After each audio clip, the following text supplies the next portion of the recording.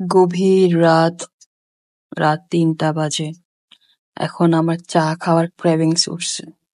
চলেন রান্নাঘরে যাই। বসিয়ে দিলাম চায়ের পানি এখন।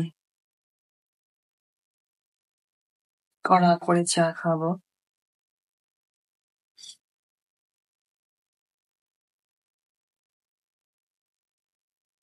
গরম মশলা দিব, এলাচি দিব। আমার আবার অ্যালার্জি চা অনেক পছন্দ।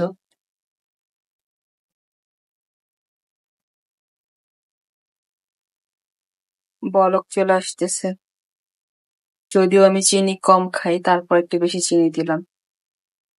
চা বলক চলে আসছে, এখন চা আস্তে আস্তে জাল হোক, এই ফাঁকে আমি তাহাজ্জুদ নামাজ পড়ে আসি। দেখেন একদম ব্ল্যাক হয়ে গেছে। আমার আবার চায়ের লিকারের ঘ্রাণটা খুব ভালো লাগে।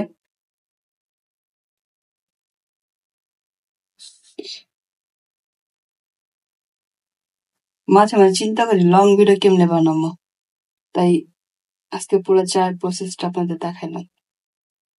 আহ কি মজা! আমি এবার লিকার গুলো রাইখা দিব, গাছের মধ্যে দিব, গাছের শিকড়ের মধ্যে দিলে অনেক ভালো হয়। খুব ভালো বাড়ে মানি প্ল্যান্টের মধ্যে দিলে।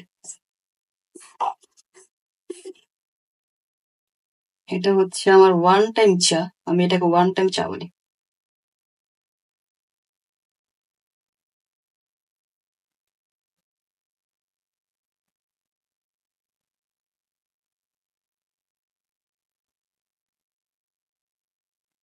দেখেন চায়ের কালারটা।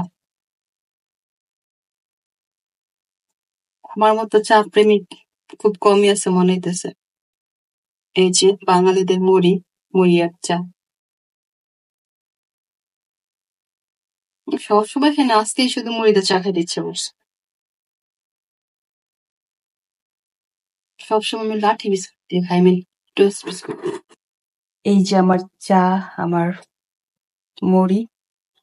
চা খাবার পরে তেলাওয়াত করবো। এরকম মধ্যরাতে চা খাওয়ার অভ্যাস কার কার আছে সবাই কমেন্টে বলবেন। যাই হোক, আল্লাহ হাফেজ, সবাই ভালো থাকবেন, শুভরাত্রি।